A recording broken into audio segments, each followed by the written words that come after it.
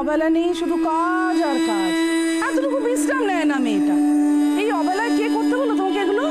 মা কি আবার বলবে, আমার নিজেরই মনে হলো কুশন কাভারগুলো অনেক দিন হলো, এবার কাচতে দেওয়া উচিত। তো কাছাকাছি গুলো সকালে হয়তো, এই দুপুরবেলা একটু তো বিশ্রাম নিতে পারো, ঘুমো। ও তুমি আবার ঘুমোবে কি করে? যা বেলা অবধি ঘুমিয়েছো, ঘুম আসলে তো। আজকাল তো রাত্রিবেলাও লোকরা কাছাকাছি করে পিসিমণি। ও যখন ওয়াশিং মেশিন এসে গেছে তখন অসুবিধাটা কোথায়? এই তোমাদের ঢঙের এক কথা, মেশিন মেশিন আর মেশিন। ঢং মেশিনে আজকাল কি না হচ্ছে, রান্না করা, ঘর পোছা ও বাসন মাজা, কাপড় কাচা সব হচ্ছে মেশিন। পড়তে আমাদের সময়, দেখতে কাজ কাকে বলে। এখন কি করছে, একটু ঝাড়পোছ করে কি না ডাস্টিং করছি। ঢঙের কথা, তার মধ্যে যদি বরের পয়সা থাকে তাহলে তো পোয়া একদম বাড়ো। ওই বড় বড় বিল্ডিং এ করে বাজার করছে, রেস্টুরেন্টে গপ গপ করে গিয়েছে, সিনেমা দেখছে, কি না আমি কাজ করছি। আচ্ছা পূরবী, এসব বললে কি করে চলবে বলো তো? টেকনোলজি কত অ্যাডভান্সড হয়ে গেছে সেটা দেখছো না? মিক্সি থাকতে লোকে কেন শিলনোড়া ব্যবহার করবে আমাকে বলো তো তুমি? যাই বলো বৌদি, ওই শিলে মশলা বাটার না স্বাদই আলাদা। তোমাকে নিয়ে না সত্যি আর পারা যাবে না।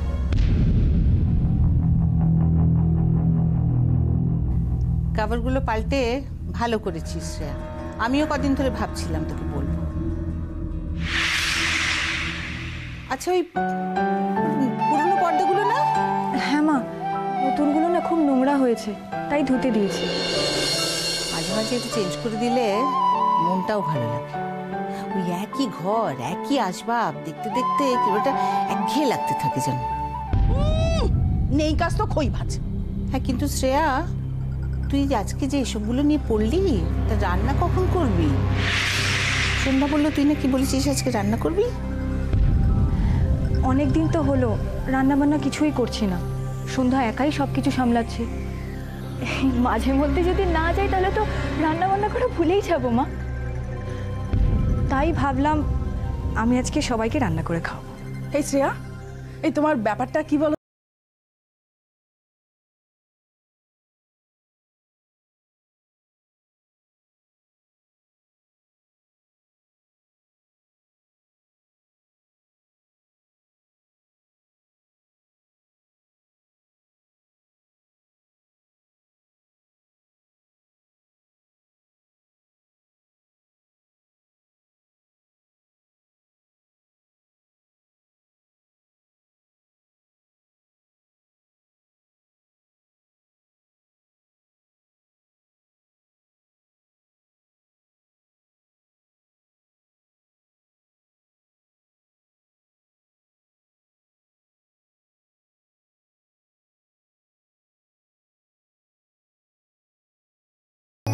এইরকমই হাসি খুশি থাকবি সব সময়, বুঝলি? দেখলে কাজ হয়ে যায়। আজকাল আবার ঢং করে তুই তুই বলা শুরু করেছে। ও যতই ছেলের বউকে তুই তুই বল, ছেলের বউ কখনো আপন হয়, আপন আপন পর পর, যে না ছেলে সে বড়।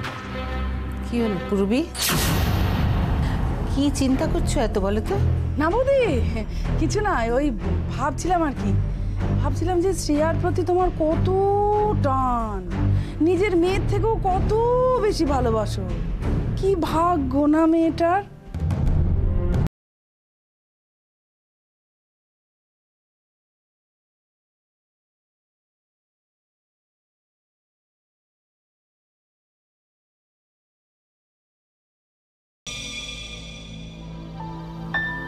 May I come in, sir? Sir? Good afternoon, sir. আপনি মিসেস সরকারের থেকে পুরো চার্জটা বুঝে নিয়েছেন তো? হ্যাঁ, উনি আমাকে সব হ্যান্ডওভার করে দিয়েছেন আর বলেছেন তবু যদি কোনো প্রবলেম হয় তাহলে ওনাকে একটা ফোন করে নিতে। ঠিক আছে, একটু কদিন সময় লাগবে আপনার। আসলে এমন একটা সময় উনি রিজাইন করলেন, অবশ্য ওনার কিছু করার ছিল না, ওনার কিছু পার্সোনাল প্রবলেম হচ্ছিল। আমি যাচ্ছি ফ্যাক্টরিতে, একদম ফাঁকা থাকবে তো অফিসটা, আমি না ফেরা অবধি। ওকে? এক মিনিট, এখন ফ্যাক্টরিতে গিয়ে কী করবেন? কী করবো মানে? না মানে আমি বলছিলাম যে ওখানে গিয়ে তো করার কিছু নেই। কি বলছো করার কিছু নেই? ওরা স্ট্রাইক ডেকেছে না, আমাকে যেতেই হবে। ও আপনি স্ট্রাইকের কথা বলছেন? হ্যাঁ। হ্যাঁ সেটা তো কখন উঠে গেছে। উঠে গেছে? কে ওঠালো? আমি মিটিয়ে দিয়েছি।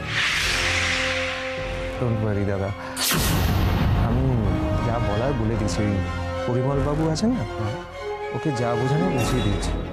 ওরা স্ট্রাইক তুলে নিয়েছে। কি করে সম্ভব, কি করে সম্ভব? স্যার। হ্যাঁ, কি বলছিলেন? মিটিং? হ্যাঁ স্যার, ওই এজেন্ডাটা এখনো ফিক্স করা হয়নি। হ্যাঁ, আচ্ছা ঠিক আছে, আপনি এক কাজ করুন, আপনি মিসেস সেনের সাথে কথা বলুন, উনি আপনাকে পুরোটা বুঝিয়ে দেবে।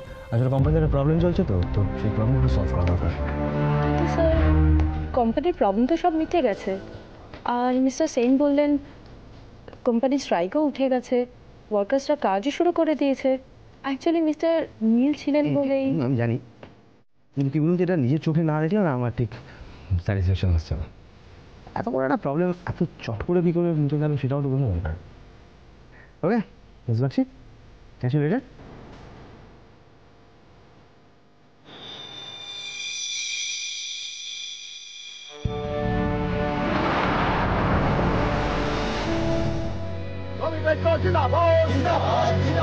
আমার দাবি মানতে হবে, আমার দাবি মানতে হবে। শ্রমিক ঐক্য জিন্দাবাদ, শ্রমিক ঐক্য জিন্দাবাদ, শ্রমিক ইউনিয়ন জিন্দাবাদ। তবে যে নীল বললো সমস্ত প্রবলেম ঠিক আছে, আমার দাবি মানতে হবে। শান্ত হন আপনারা। কী ব্যাপার, আপনারা ডিউটি আওয়ার্স এখানে দাঁড়িয়ে কী করছেন? আমরা 5 দফা দাবিতে স্ট্রাইক করেছি, আমার দাবি মিটিয়ে নিন, আমরা স্ট্রাইক করিয়ে নেবো। খুব ভালো কথা, কিন্তু সেরকম হইহট্টগোল করলে তো সেটা হবে না। আপনাদের সঙ্গে আলোচনায় বসতে রাজি আছি, আপনাদের কথাও শুনতে রাজি আছি। এসব ঢপবাজি দেখাবেন না, বড় সাহেবকে ডাকুন, সামনে আসতে বলুন। আমার দাবি মানতে হবে, আমার দাবি মানতে হবে।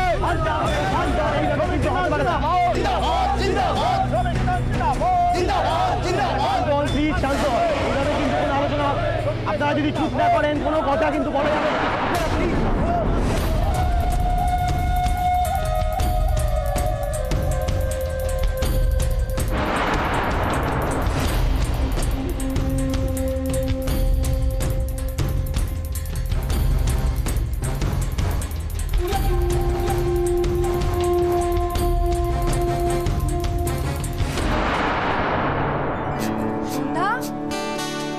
সন্ধ্যা, আসছি বৌদিমণি, প্লিজ এদিকে একবার এসো তো। মা যেন কি ফোড়ন দেয়, সর্ষে। হ্যাঁ, কিন্তু কিন্তু তেঁতুল না হলে তো হবে না। আমার যতদূর মনে হচ্ছে বাড়িতে তেঁতুল ছিল। সন্ধ্যা, ডাকছো? বলো। আচ্ছা তোমরা কি বলো তো, আমি তেঁতুল গোটা রান্নাঘর খুঁজে পেলাম, কোথাও পেলাম না। কোথায় রাখো? আরে বাবা, আছে আছে, আমি নিজের হাতে দানা ছাড়িয়ে গোলা পাকিয়ে রেখেছি। সেদিন একটু সাম্বার ডালে দিয়েছিলাম, কিন্তু পুরো তেঁতুলটাই ধরা আছে। তুমি এখন বলো তেঁতুল দিয়ে কি করবে? আমি মানে কমল বাজার থেকে খুব ভালো মাছের ডিম এনেছে, আমি ডিমের টক বানাবো। মাছের ডিমের টক? তুমি অবাক হচ্ছ কেন? তুমি খাওনি কোনোদিন? আরে বাবা না, আমি কেন খাবো না, আমি আমার খাওয়ার কথা বলছি না। তাহলে এই বাড়িতে মাছের ডিমের টক দাদা ছাড়া আর কেউ খায় না। ঠিক আছে, আমি তোমার দাদার জন্য অল্প করে নয় বানিয়ে নেব। দাদা তো সে রাত্রিবেলা আসবে, আর রাতে দাদা টক মুখেও দেয় না। না না সন্ধ্যা, এই খাবারটা তোমার দাদা দুপুরেই খাবে। দুপুরবেলা কি করে খাবে বলো তো? একই অফিসে তো ঝামেলা চলছে, দেখলি না সকালবেলা কেমন খাবার টেবিল থেকে উঠে চলে গেল। না তুমি কিচ্ছু চিন্তা করো না, কোনো ঝামেলা নেই অফিসে, সব শান্ত হয়ে গেছে। অফিসে ফোন করা হয়েছিল, আর আমি তোমার দাদাকে ফোন করে নেব, এর মাঝে টুক করে এসে খেয়ে নেবে। আর যদি একান্তই না আসতে পারে, তখন তোমার মনটা খারাপ হবে না? মন খারাপ কেন হবে? টক খাওয়া নিয়ে তো কথা, এটা বাড়িতে খাক বা অফিসে খাক একই ব্যাপার। আর একান্ত ধরো অফিস থেকে ফিরতে না পারলো, তখন আমি নয় অফিসে চলে যাব। বৌদিমণি, দাদা যদি এটা শোনে না যে তুমি দুপুর রোদে খাবার নিয়ে অফিসে দৌড়েছ, তাহলে যত সমস্যাই থাক সব ছেড়ে বাড়িতে খেতে চলে আসবে। তাই? আচ্ছা ঠিক আছে, আমি রান্নাঘরে বড়াগুলো ভেজে রেখেছি, তুমি তেঁতুলটা প্লিজ গুলে রাখো। আমি রূপমকে একটা ফোন করে আসছি। ঠিক আছে, যাও।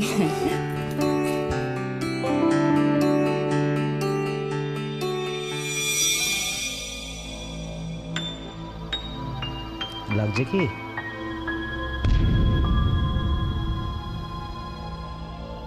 দেখি, সোজা একবার তাকান তো সামনের দিকে।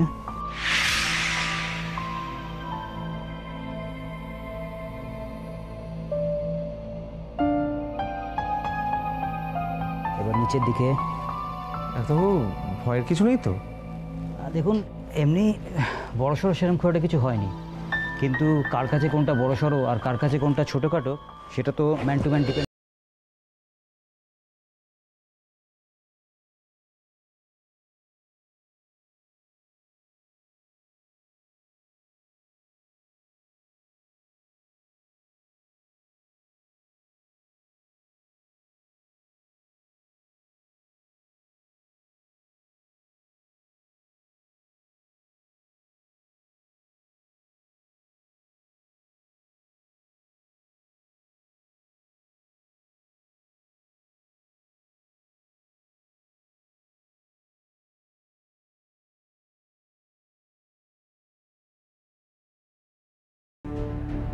হ্যালো হ্যালো হ্যালো, বৌদি বলছেন? হ্যালো, কে? নীল? হ্যাঁ আমি নীল বলছি। দাদা তো এখন কথা বলতে পারবেন না। মানে রূপম? কেন রূপম আমার সঙ্গে কথা বলতে পারবে না কেন? নীল না না, আপনি একদম টেনশন করবেন না, সেরকম কিছু হয়নি। নীল নীল, আমি কিন্তু বুঝতে পারছি তুমি আমার কাছ থেকে কিছু লুকোচ্ছ। রূপম কোথায়? কি হয়েছে ওর? আমি সত্যি বলছি, দাদার কিছু হয়নি। দেখুন, আপনার যদি জরুরি কিছু বলা থাকে না আমাকে বলতে পারেন। এই ফোনটা আমাকে দাও না প্লিজ। নীল, আমি আমি রূপমের গলা পেলাম না। নীল, রূপমের কি হয়েছে? ও কোথায় বলো না। না না, আমি তো আপনাকে বললাম সেরকম গুরুতর কিছু হয়নি। ফ্যাক্টরিতে গিয়ে সামান্য একটু আঘাত পেয়েছেন এই আর কি।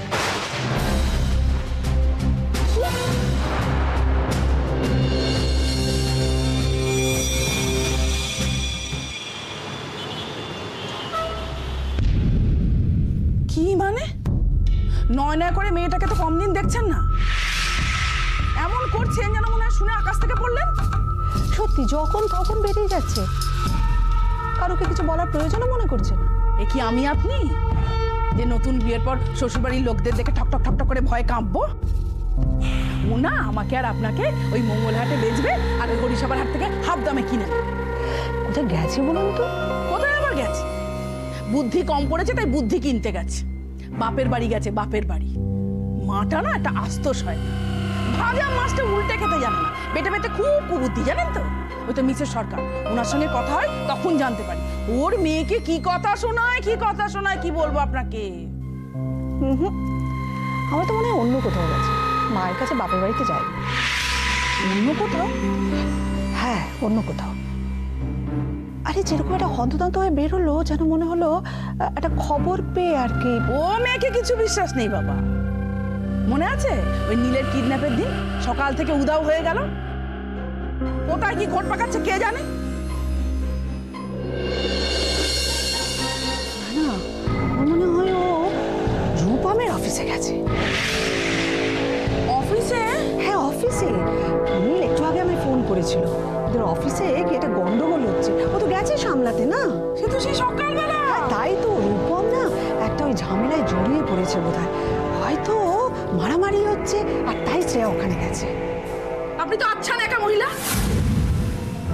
তখন থেকে পেটের মধ্যে কথাগুলো চেপে রেখে আমাকে ফালতু বকাচ্ছেন।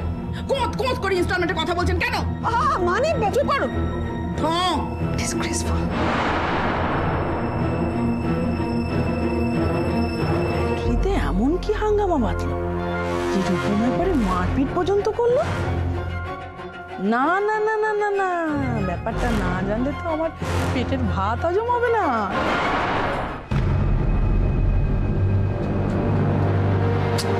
ছি ছি ছি, কত বড় একটা অঘটন ঘটে গেল বলুন তো। আমি রিপিটেডলি আপনাকে বারণ করলাম,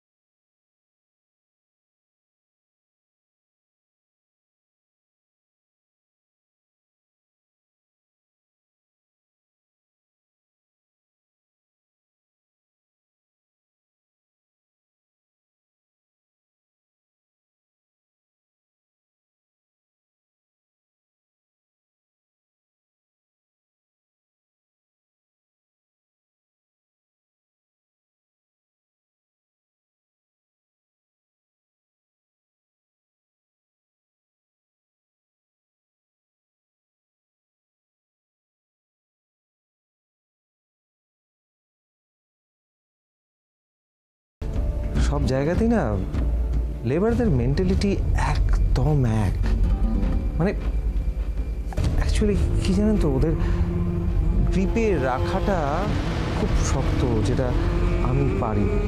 এই তো দেখুন না, আপনি তো ওখানে গেলেন, কিছু হলো? রূপম, এই তো বৌদি এসে গেছেন।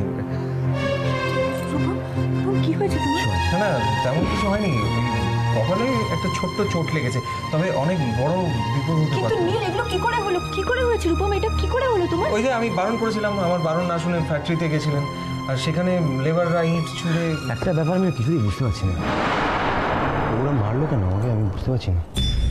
আমি তেমন কিছুই বলিনি যে ওদের কোনো ক্ষতি হয়, বা আমাদের কোম্পানির লেবারদের একটা অ্যাগ্রেসিভ আমি দেখিনি কখনো। এই দেখুন বৌদি, দাদাকে দেখেছেন তো, শুধু এইসব কথা। দেখুন আপনি এসে গেছেন, আপনি এক কাজ করুন, দাদাকে নিয়ে না বাড়ি চলে যান। আর একটা কথা, দেখবেন যেন দাদা কয়েকটা দিন ফ্যাক্টরিতে না যান।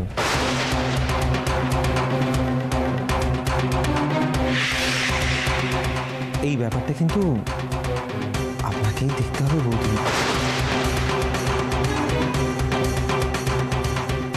আপনি দায়িত্ব নিলে ভালো হয়।